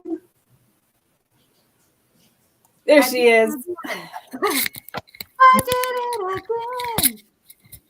Dang We were a couple seconds late. Dang it. Just a couple of seconds. More math. Let's see. Can't you just highlight what you wrote? Will it tell you the things there? No, not with the program I'm using. If I was using a Okay. different program, it would. It does like display like the total word count, but as far as like what I wrote in this session, no. Gotcha. What do you write? What do you write with? Google Docs. Oh, okay. I usually just highlight it and then go up and have it tell me go to tools, word count, or press Command Shift C and it will tell you if you highlight it. Yeah, that's too much work. I'd rather just I'd rather math. I'd rather do math. Well, also because I like to only do like certain things, like if it's a chapter title or things like that, like I try to make sure that's not in it. And it would take too long of me like picking and choosing of where I started and you stuff. do whatever method works best for you. I'm sure if I had a better command of things, you know, it would be great. So I did 532 words. Nice work. Cole got 327. Good job, Cole. That's awesome. And Jay got 449. Dang. Y'all are That's killing really it. good. It's Yeah. really good. I got 549 this time. So let's see how many I have left to do today. do you want to torture yourself with that information? That's all I'm going to ask. Maybe not, but I'm going to do it anyway because I need to. Maybe not, but I'm doing it anyway. 2,800. I need 2,800 words today. And that's super doable if I stay on track. Super doable. Sophie got 347. Good job. That's really good. Look, 5 words is good. That's awesome. Writing fight scenes is my least favorite, but they come up a lot in dark fantasy. They do. Okay. I had a trick for this. We talked about it, I think, in our first stream because we try to do like topics. And we try to like talk about different writing problems and stuff that might come up during Nano. And I talked about how for me, drafting is really hard. Me and Nicole are very opposite in our processes, the way that we do things. Drafting for me is really hard. And so if there's something that I'm sticking on, like a scene or something, I know it's like a fight scene or a conversation that I need to write in. And I know that I could get a lot more words in and get a lot further if I were just to like skip that and move on. I would put it in brackets, insert fight scene here, and then move on. Like I know it's supposed to happen there. So I can then write the rest of it and then go back later and write it in so that I'm not messing with my flow and I'm as productive as I can be. That is typically for my zero drafts, like what I like to do. So I'm not also self-editing as I'm writing and I'm not like, you know, just in that space where I'm like, I don't like this. It doesn't feel right. The words aren't right, whatever. Like I'm not really good at this bit. You know, this takes a little more computing effort for me to get those words in. I'll just insert it there and then keep moving on with it, what I know I can write. Husband, he gave me more coffee. And he's taking my plate away. He loves me. We also got the suggestion on Tuesday. Somebody mentioned the book Fight Right by Carla Hotch. So that was a suggestion from folks. Awesome job on your 42 words, Lindsay. Sorry, I wanted to say that. No, yeah, and 42 words. We did on Tuesday this week during our stream, we talked about different craft writing book recommendations. There were recommendations in the chat and then recommendations we gave for different things, genre-specific things, overall things, stuff like that. And so please check that out, that replay, if you think you have an area that you'd like to improve in or that you'd like to get a writing craft book in, just because I really love when people come together and they collaborate and they share information so that we can help each other, because that's what it's about. I love that idea. I need to try that when I lose motivation for a certain scene. That definitely helps me. But again, me and Nicole are very different. We talked about this, I think, on our first stream We talked about I am really chaotic and crazy and not very good at the drafting bit, but with the editing, it's a very different brain for me. So what I do is I go at it wholeheartedly for the zero draft, get words on the page, and that's a very short period for me. And then I take a long time editing, getting the prose really tight, getting all of those plot holes and stuff fixed, doing all of the wonderful things, putting that narrative voice in. And she's the exact opposite. She spends a lot of time like outlining and doing a really clean draft. And then her editing is a very short period of time because she's kind of done it all up front. So everyone's process is different. For me, that tends to work. But for Nicole's style, it probably wouldn't work as well. It would definitely be a little more difficult because I need when I'm writing, I need really clear mental pictures of what's happening. And so I have to know what's going to happen. And even though I don't always know perfectly, if I at least have a direction, I'm good. And so my outlines aren't even always I don't even generally have a lot. Like, I don't know if anybody has ever seen Plotter, but it's like a 2 to 3 sentences of what's going to happen in each chapter. And that's it. So it's not even really super clear, but I have thought through the story so many times in my head and, you know, thought about it so many times in my head really that part of it works. So I would consider when you draft, you don't zero draft. That's kind of what I would say. I would say you first draft. You do a really clean first draft. For me, I zero draft, which is like bare bones of chaotic mess that then I have to look at and then do a rewrite to do a first draft that's really clean and the prose and the voices and everything is really clean. And then I go even further and do like, you know, a second edit and, you know, all of the other little things and stuff. So my editing is really long because I haven't actually gotten that clean first draft. Whereas when you draft, you do a clean first draft. Yes. Yeah. You know, and and I'll do, if we were just to count the part where you do the writing, I can write a 90, 100,000 word book in a month. But that if you were to count in all of the time spent thinking and all of the time spent taking notes for myself or, you know, like whatever else, doing research or whatever, if you were to add all of that time together, by the time that is done, that's probably where you are starting your first draft. So like the amount of work is still the same. It's just where we put it. Yeah, exactly. And so we talked about that in a previous stream. I think the first one that we did, which was on a Thursday, I believe. But yeah, so that's something we actually kind of went into a little bit, is that everyone's process is different. And it doesn't mean that any process is wrong, but you just figure out what works for you. And if you find yourself like lacking motivation in a scene or it being really hard to continue, you know, first of all, you don't have to write linearly. If there's a scene at the end of the book that you have in your head and you know how it's supposed to be, go write that scene. You can make adjustments to that later. You can edit a bad page. You can't edit a blank one, you know? So get that ending written and then come back and write the middle. Because sometimes the middle is where we struggle the most in the minutia of things. And Nicole does a really cool concept where she does like a false climax in the middle of the book, where she like dangles the carrot to her characters of you might get what you want, and then it turns out that's not really what they want, and then the actual climax near the end of the book.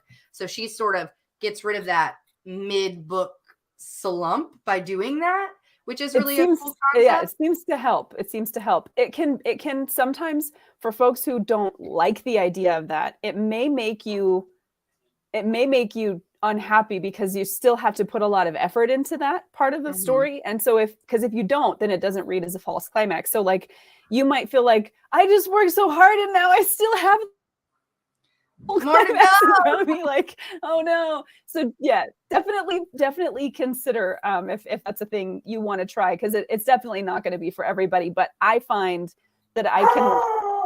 My dog thinks he's tough. Yeah, he's actually just a huge wuss. He's a scaredy cat. When things get rolling really fast, I'm able to just go and go and go. And I think that's why the false climax works so well for me. Because if I get stuck in, then they went here and then they did this, so I can put the pieces in place for the full climax without that false climax there. I'm like, oh my God. It's like, yeah, it's that act 2 mid-book slump. Yeah. That inevitably infuriates almost all writers.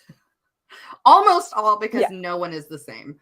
But I think that's but why yeah, our mutual writer friend Alice, when she left a review for the book, she goes like, "Do these characters ever get a break?" And that's why, like, I have to have them yeah, getting yeah. into trouble all the time. Like punish them.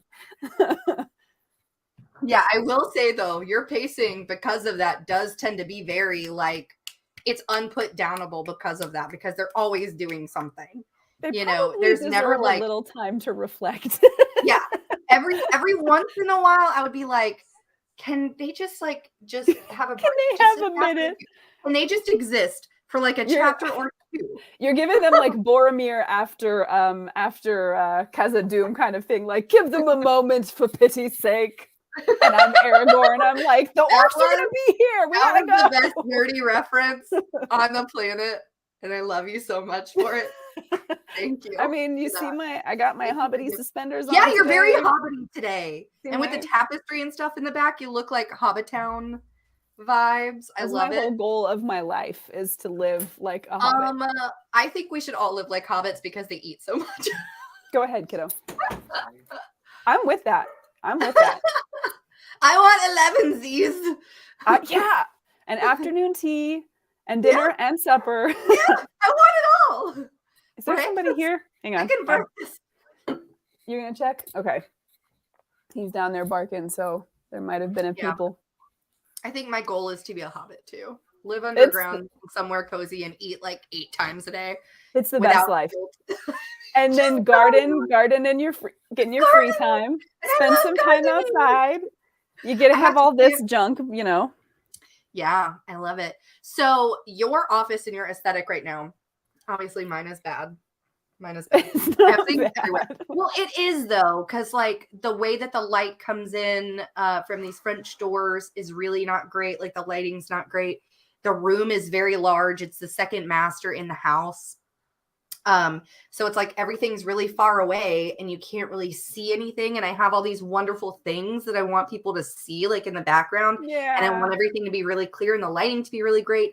But also it's a large beige room with beige carpets, you know, and it's got this beautiful French door, but the lighting is terrible. So I really need to figure out like the lighting situation and stuff. And I don't love it. I don't love it for filming, for content creation. I don't love it for a lot of things. I do love it for the space for several reasons. Abby, for example, my co-author, and I, because she lives close to me, several times if we really feel like we need an in-depth editing session or we're just struggling with something, she'll come over to my house and I have this large 2-person desk. I'm on this side, like near the wall and everything. And she has a side where she actually has like stuff set up, monitors and things like that. And then I have my audio recording equipment and stuff up here. And it's like large enough to house things in here for us. But I have another room in my house. I have a very large house. That's not a flex. It was an older home. And the way that it was built and added on to, there's like a lot of rooms, right? And some of them are more functional than others. This is a very functional room. I think this was the original master to the house that did not have an ensuite. And then the actual master, I think, was added on with the ensuite like later. And so this is just a really large space, which is hard for audio recording, which is hard for, you know, lots of different things, content creation, the space in the room. Like it's just hard. But so there's this other room that we're right next door to. And it also has a beautiful French door because I like that natural light just at different times during the day, you know, not now and where it's positioned on the house and things, you know? And so I think that room is the same length as this room. And if that's the case, because I have to check, then this large, long double desk would potentially fit on the other side of this wall in that room. It's much smaller. And it has a closet with those, you know, the shuttered pull doors and stuff with like a shelf and a bar. Like it's a closet, but it's much, much smaller. In there, I have an antique queen size bed and an end table and stuff, and it barely fits in the room. And it's my guest room. And I'm like, you know what? Switch them I up, could huh? very easily make this the guest suite. Yeah. We have tons of storage in here. I could leave one of my bookcases in here and make it cute for guests and stuff. And then I could switch into the smaller room where everything's a little bit closer together for acoustics and lighting and things and whatever.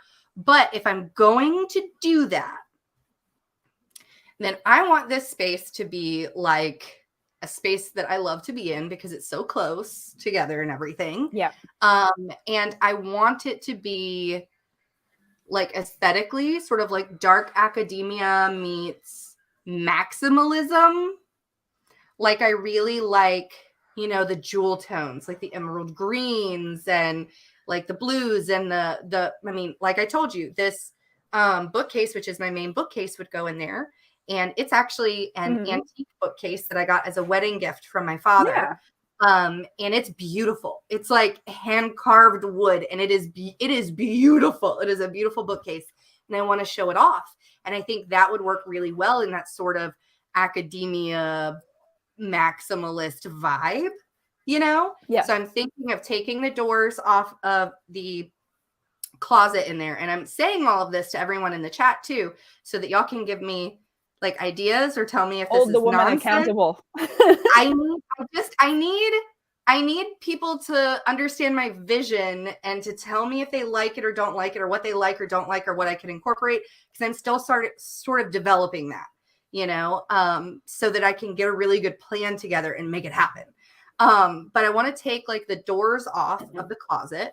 I want to take the rod and the shelf off. And then I want to do a really fabulous wallpaper in there, and make like, and have like a reading nook with hung like really pretty shelves on the sides and like in the back, to where I can like put some of my favorite books and things, or I can actually put that bookcase in there and then have it as like a reading nook with like a really pretty like velvet reading chair and stuff like that. So like when I'm doing my content creation and stuff, everything's right there. It's all together, but it's really pretty. It's really like put together, you know, lots of really fun. Oh, I got lunch. Thanks. Aww. I need a drink water. Okay. I don't exist without my husband. We need water now. You've had all the coffee. No, but so I think that could be really fun to have like, you know, textures and like tapestries and like bookish stuff like hanging in like a gallery wall type feel and stuff like in there, to where it's just really aesthetic and it's a place I want to be surrounded by things that I think are beautiful and comfortable and pretty and stuff. And also I think that way I can incorporate some soundproofing and stuff in really aesthetic ways as I'm building out the room for my audio narration stuff, and some lighting that's like really pretty fixture lighting, but it's also functional for content creation, to where it doesn't look grainy and stupid and overexposed and crap like it does now, you know? So yeah, so that's my idea. I need everyone to tell me what they think, because I don't know. I think I might be a little crazy. No, do it now. Like it seems like so much though.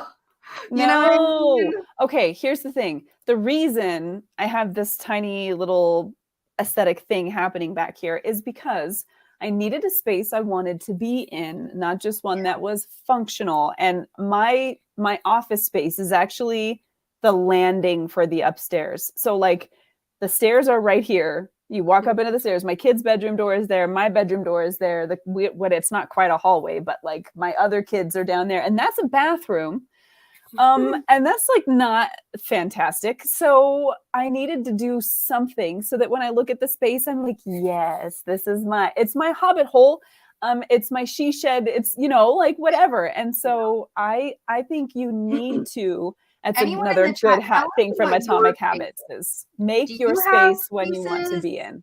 Yeah. Do you have spaces that you've like made your own to be able to write and read in, or do you just kind of like have to do it anywhere? Like, tell us your experience with this, because I don't know. It's like, I feel like it's such a large undertaking, but it's also something that I've wanted to do for such a long time. And I would just really love to make a space beautiful that I just want to exist in. I feel like I would be there so much more. Like I would, I would just want to be there and want to work, and it would inspire me to work and stuff, but I don't know. But this is such a large room that it's right next to kiddo's room, which when he was littler, because now he's 4, but when he was like 2 or 1.5 or whatever, it's like I wanted to be able to listen out even with the monitor right next to me, like looking at him and stuff like that. I wanted to be really close to him in case he needed anything in the middle of the night. And, because my husband works shift work. So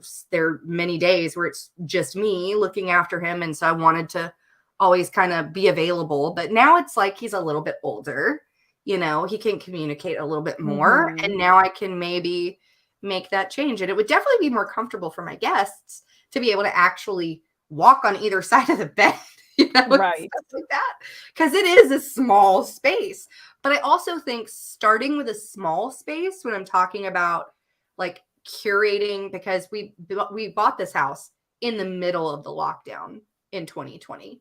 And then it was like 2 trees fell within the first 3 months. Oof. And we had to like do all of these different things. Like things just kept coming up with the house to where it was like we had to do all of these things to make it function and not necessarily to make it us or make it pretty. So I feel like where we placed things when we first moved in that rush, they've just stayed there. Yeah. Like, and not necessarily everything fit and not everything was really our style, and some things were things that were given to us that had a place in our old home, but really don't have a place here and stuff like that. And so it's like, now it's the process of, because this is our forever home, making this a place that we want to be, that looks beautiful and functions the way we need it to function as a family and stuff like that. And I would like to start with that really small room because it's the smallest room in the house. So it should be the easiest, perchance, to decorate. I say that perchance.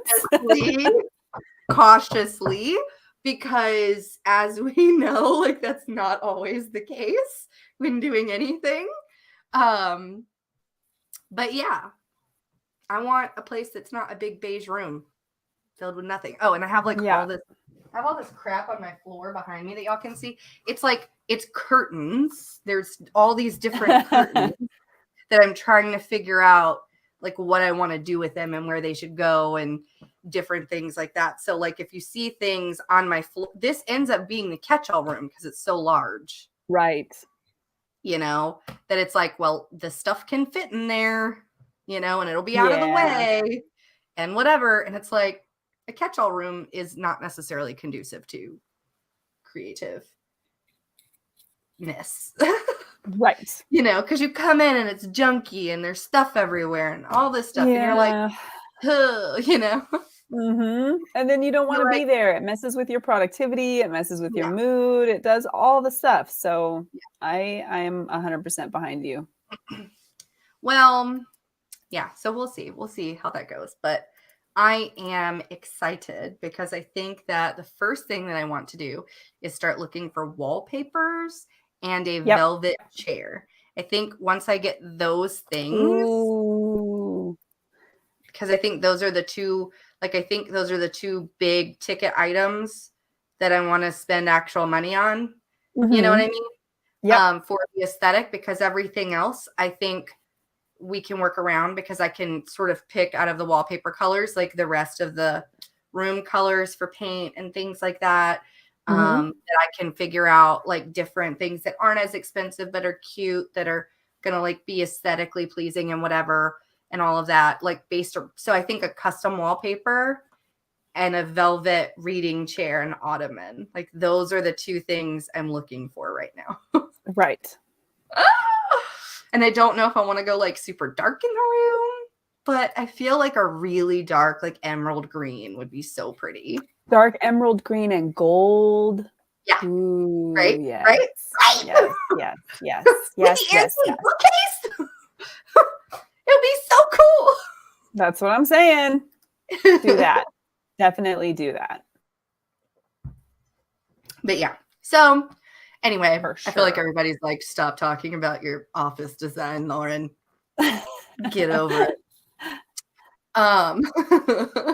But yeah, so I think those are the two things that I'm going to be working towards. And if I can get those two things, then everything else will sort of fall into place pretty naturally. Yeah. Oh yeah, that's what I'm going to do. I like it. I think you should do it. I think you should do it right now. Yes, Because no, now I want to see it. Now, pump your brakes. Hold your beer. Do it now. Okay, so we have gone over by about an hour. We didn't get as many sprints in this time, but we did have a lot of fun. And we could do another sprint if you're amenable to that, or we could go ahead and end here, and we will be back. We're here every Tuesday and Thursday from 10 a.m. to 12 p.m.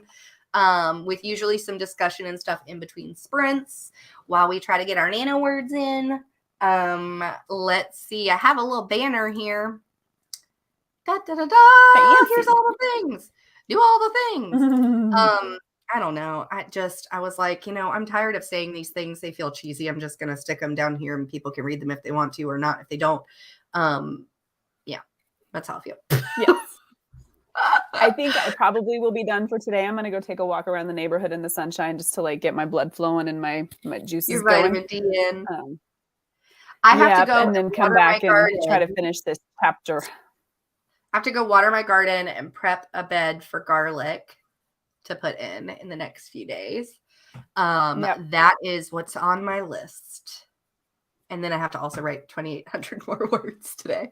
We'll see on Tuesday if I caught up or not. You're going to do it. You're going to do it. You're going to do it. We're going to see. For sure. They're being bad. And you were like, let them be bad. And I'm letting them be bad. Now I'm like, I have no idea where this is going. So it's a struggle. And it's all your fault because you're a bad influence. But anyway, we want to thank everybody who came and I will not apologize.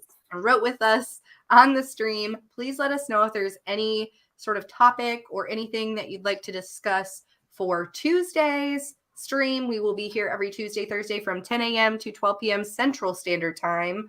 Or is it 11 a.m.? Oh, it's 9 a.m. 11 to 11 a.m. Mountain Standard Time if you are from Nicole's neck of the woods or in her time zone. Anyway, we want to thank you all for being here, and we will see you again in a few days. Happy Nano